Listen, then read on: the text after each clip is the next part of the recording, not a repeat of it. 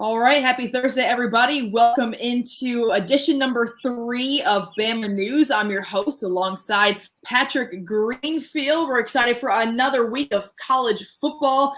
The premier matchup this week, number 1, Alabama, taking a trip to the Swamp to play 11th ranked Florida. We've been looking forward to this one after a couple of rather easy opponents for the Tide in the first 2 weeks. We're going to talk all things Alabama, what we've learned about this team in the first 2 weeks, what we're looking forward to as well. And to do that, we are excited to welcome in the one and only Mr. Joe Goodman, columnist over at AL.com. There he is. He's jacked up and ready to go today to talk all things Bama in Florida. Guys, these are kind of the topics. You can see them right there, some of the storylines going into week 3. We're going to break some of this down. And Patrick, I want to start with you when it comes to Saban, his frustrations, kind of what we heard from Coach after that Mercer game. Obviously, the Tide rolled, but off to a little bit of a slow start in the beginning of that one at Bryant-Denny Stadium. Yeah, I think Nick Saban, obviously he came out in the post game a little fired up, but the rest of the week, he was very calm. Came out, he said he was not disappointed with how practice has gone this week at all. He said, we're certainly looking forward to the challenge. It will kind of tell us a little about who we are. And I think maybe the Mercer and the Miami games are blessings in disguise for the Tide. I just wanted to bring up this one stat. This is the second half stat line, which doesn't speak a lot because Alabama was up by 31-0, I believe. But that's pretty close. That's what he was mad about in the Miami game, about Miami coming back in the second half. But those are pretty glaring stats from an FCS team.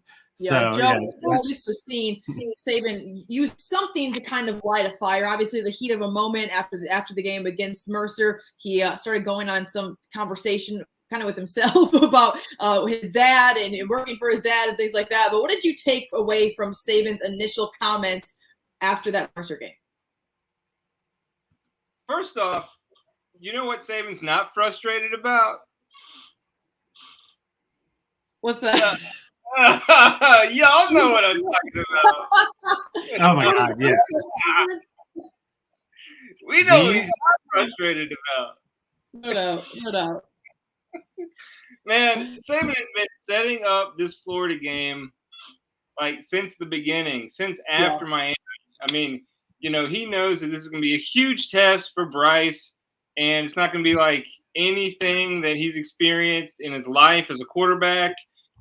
You know, Mercedes-Benz Stadium was mostly Alabama fans. It was, Alabama hasn't lost there, and who knows when. I think they won like 12 games in a row or something. I mean, that's their home away from home. So that wasn't like a road test at all. Yeah, he's been like psychologically setting up the young offense for this really tough trip to the Swamp for the past 2 weeks and 3 weeks, and now here it is. So, you know, it's we'll see how how all that went. You can't really recreate or motivate anyone anymore for what that environment's going to be like at Ben Hill Griffin Stadium, the Swamp. It's going to be insane. And they're not going to be able to talk at the line of scrimmage. And, this is the first big real test for Alabama.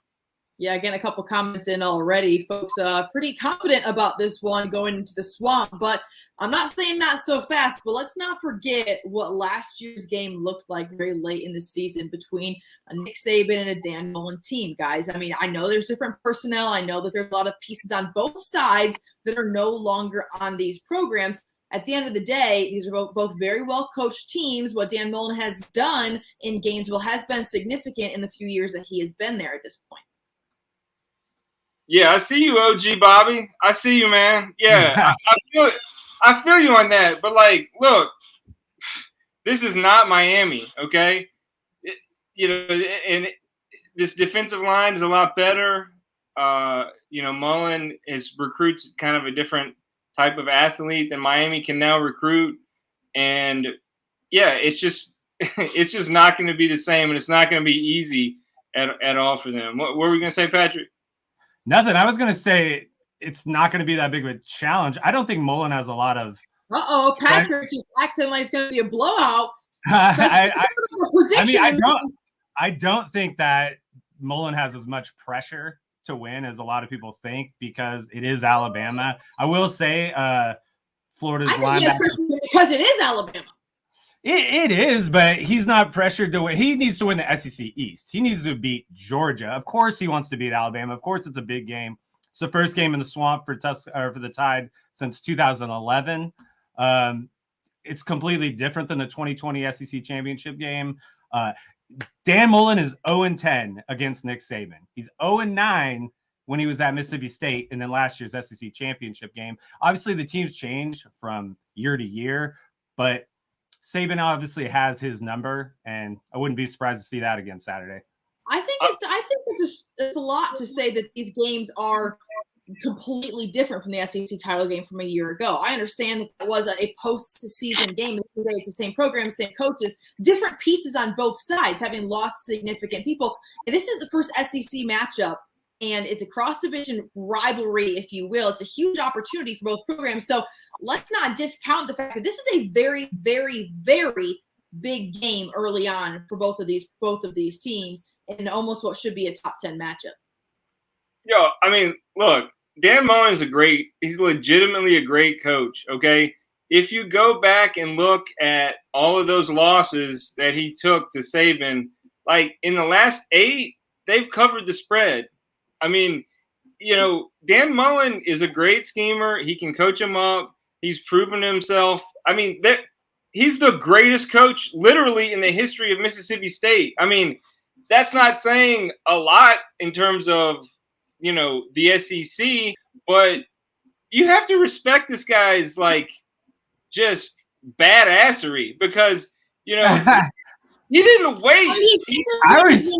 SEC game. You have to give him some credit for that. That is significant. And the guy has no issue putting points on the board.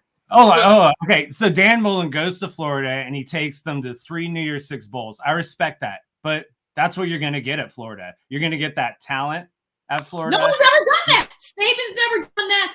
Name your coach. That is significant. You have done that in the first 3 years that you are with the program.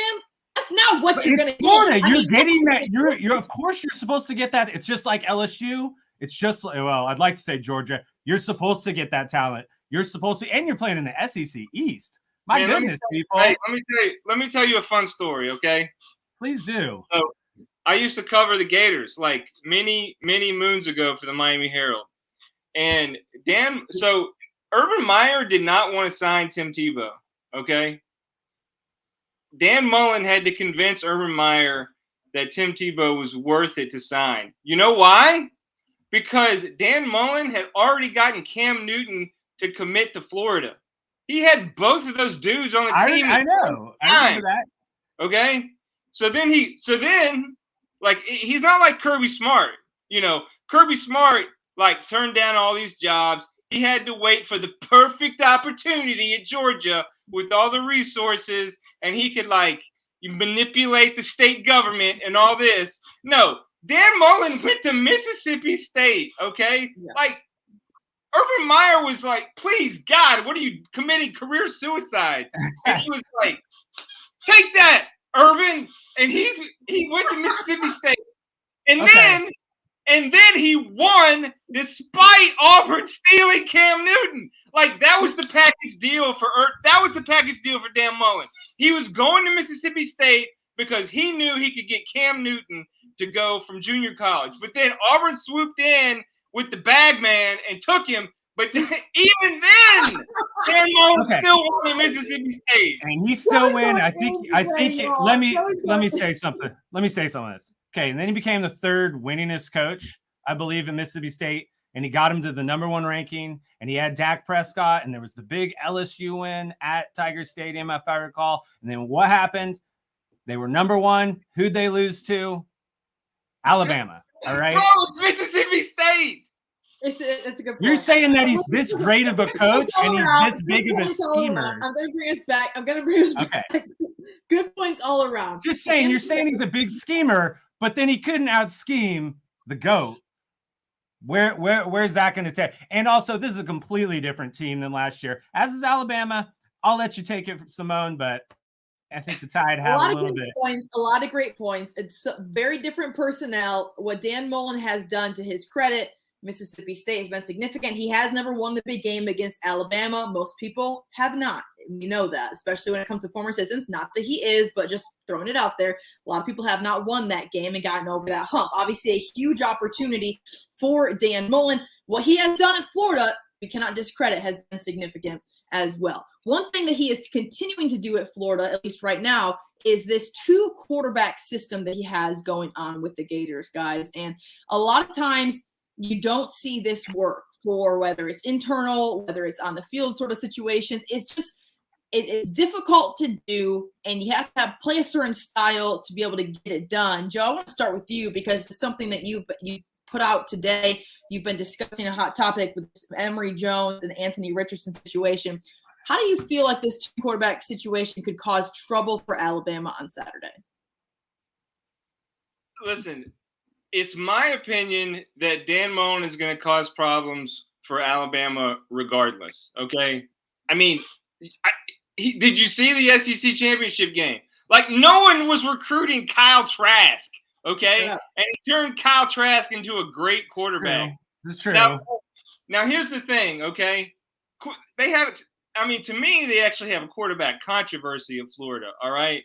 Because Emory Jones is serviceable, but Anthony Richardson is obviously legit, okay? Like, Emory Jones, if you guys didn't watch the Florida game, so he comes in, 3-and-out punt first series. Second series, he moves them down the field, fine. Third series, Richardson comes in, pops a 75-yard touchdown pass, okay? Like, the first damn play. All right? And it was like that the entire game. Every time, like, Emory Jones would be good against South Florida, and he would move them down the field with their little dip and dive or whatever.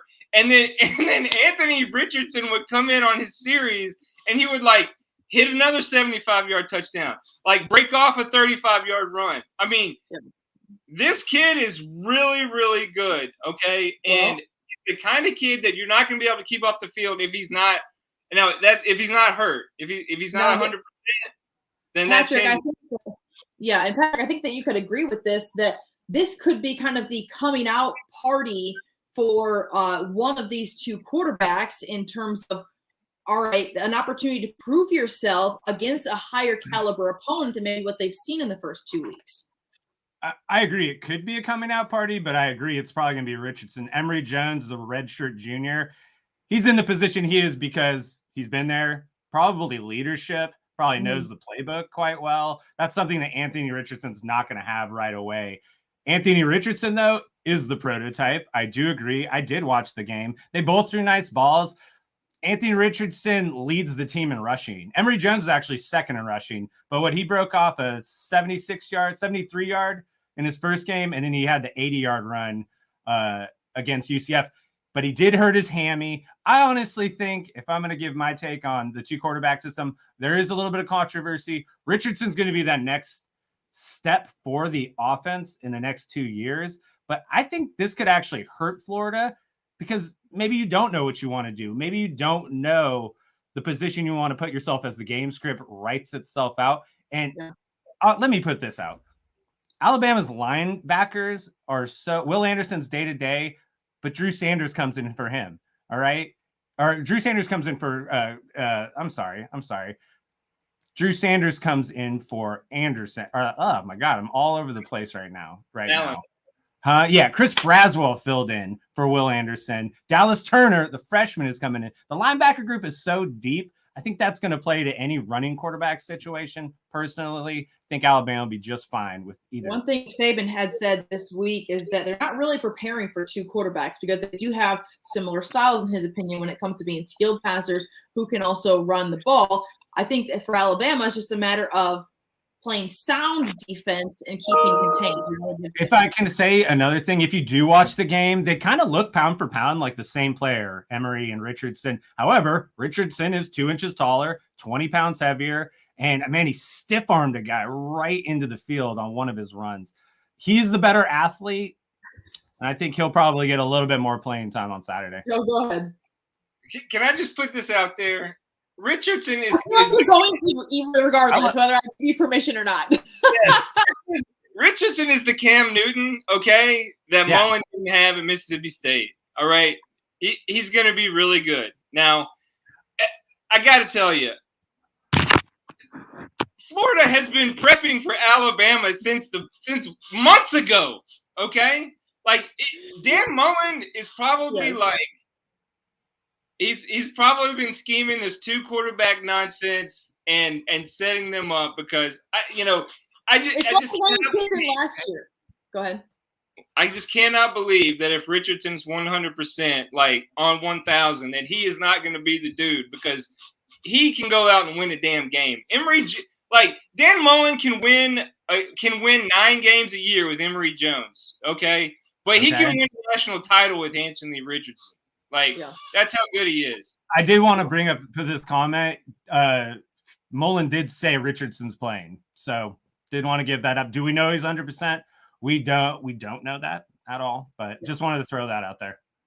All right, guys, switching gears a little bit onto our fourth topic, one that I've been interested in looking at just the last couple of weeks.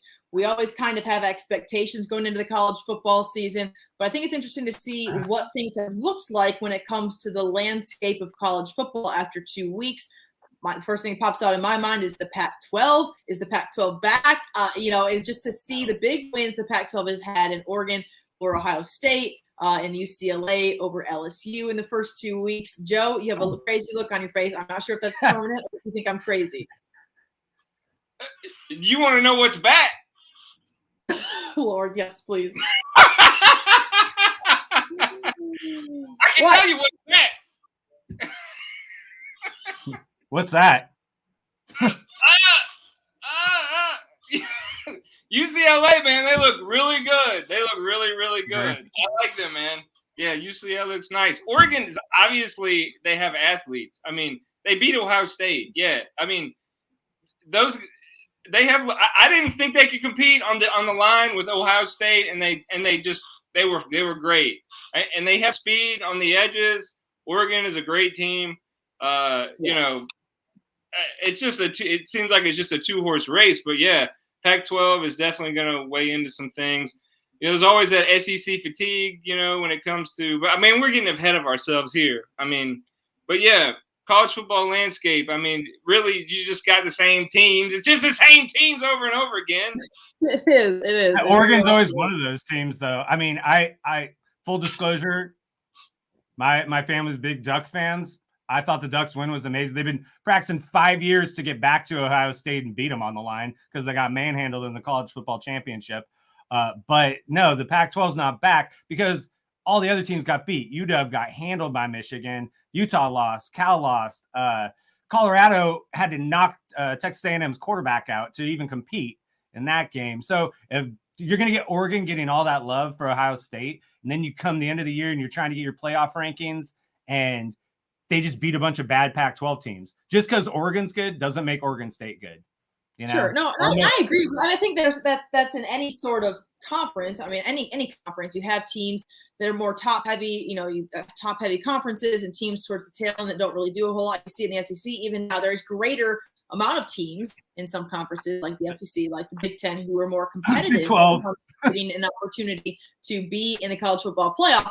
I guess when I say is the Pac-12 back, I mean, are they back in the conversation of being a playoff contender? Because at this point, I mean, it's been a minute since they've actually been considered for that. Even regardless of having a Pac-12 champion, they have literally just been ignored out there in the West, and they've kind of taken that not well. Oregon's back. Oregon's back in the conversation for the college football playoff. I mean, they beat Ohio State. All right. I mean, if they run the table, Oregon is in. They're in. I mean, no doubt. Now, I will say this. I've seen Georgia already firsthand this year, and they decimated UAB, and Georgia is so good.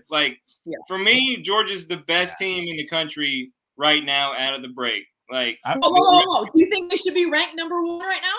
Yes, I think Georgia should be ranked number 1 ahead of Alabama. Yeah. I mean, their defense is so good. Jordan Davis, that guy on the defensive line, I mean, oh my God. He tracked down, like UAB's quarterback is not slow. Jordan Davis is like 6'4", 340 pounds, and just ran him down from behind.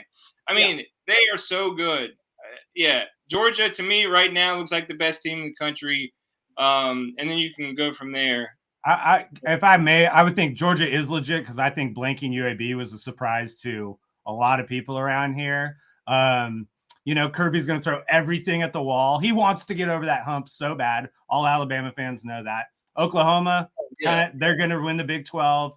Oregon's going to win the Pac-12. Maybe some things from UCLA. People are going to hate this. I think Auburn is legit.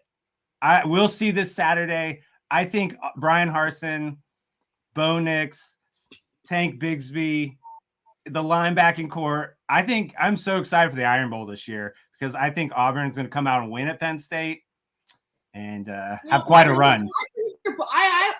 I appreciate your boldness that you've had so far on this show, Patrick, when it comes to your Auburn takes. And listen, I mean, they looked good in the first two games. They won like 100. Yeah, it's. I'm not good at math, but they won a lot against some crappy opponents. Yeah. So, listen, Ole Miss is intriguing too. Ole Miss. Look, I thought Auburn was going to be good from the jump. All right, my biggest concern with them was if they were going to have enough players to play at the beginning of the year because of COVID. All right, but I mean, they got dudes. They got Zakoby McClain. I love that kid. Pop out. Always has talent. It's just a matter of it coming together on the field, which has been a struggle. But obviously, I think that's why they made a change in leadership. It's going to come down to Bo Nix on the road. I mean, that's what it's going to come down to. It's going to come down to Bo Nix on the road and how he can and if he's improved or not. Yeah. Well, we're going to see game, guys. Final takes, final thoughts going into this one. Number 1, Bama. Number 11, Florida. By far the best game on television this weekend because honestly, the top 25 matchups, there really aren't any, and then the top 25 teams are kind of playing opponents that you don't really want to watch. So this is the premier game, 2:30 on CBS. Joe Goodman, your final thoughts just going into this game, the first SEC opponents for the Tide. Yeah, I mean, listen, if Richardson is 100% healthy, then Florida is going to have a legitimate chance to win this game, okay? Like, yeah. Okay, listen, it's hard. It's going to be hard for Bryce Young. He's so young. It's his first true test on the road. Sure, I mean, absolutely. It's going to be a dogfight. Like, this is like 15.5 points. It's way too much in my opinion. And I think Florida, if Richardson's healthy, they're going to have a good chance. Yeah, absolutely. I'm taking Alabama, but not to cover this. I disagree with you. We have a comment in here that says that you probably watch The Bachelor more than you watch football, Joe. So I don't know what that even means, bro. They're questioning your college football knowledge here by saying that you like to tune because into I think Alabama's not going to cover the spread. Hey, Curtis, tighten up. I like that fish though. Good for you, Curtis. Put it out there. Tommy going hard right on us. I thought that said Tommy Bowden for a second. They said guys, so he's not questioning my college football knowledge. It's just y'all's college football knowledge. I'm a woman. This is the biggest game on the schedule this week. Look, Josh Job's coming back. Armour Davis is coming back. This is Bryce Young's first true test. I do agree. It's going to be a rowdy environment. It's going to be the college football environment that we all love. Really like the third in the swamp, CBS afternoon. But man, you're going to bank it on Richardson being healthy compared to the Tide figuring that out. I'll give you one more thing. You're going to go 2 quarterbacks. Look at what Jalen Milroe did the other day. I'm not saying he's going to get a ton of playing. Alabama can throw a running quarterback at you to switch things up. I think Bryce Young, if he I know it ain't Richardson. I know it's not Richardson. But I think Alabama's depth on all sides of the ball is so great. It's going to take out Florida. Look for that, and they're going to beat the spread. We'll see at 2:30. It's going to be a blowout. Okay. On Saturday, no need to put in a running quarterback when Bryce Young does what he does, keeping his eyes downfield. But we'll see. Alabama Number 1 Alabama taking on number 11 Florida. Guys, have been truly enjoyed the conversation. Of course, we appreciate all the comments, the predictions, the criticism towards you two. That's been great as well. So appreciate you tuning in to episode 3 of Bama News. For Joe Goodman, Patrick Greenfield, I'm Simone Eli, and we will see y'all this weekend. Enjoy it.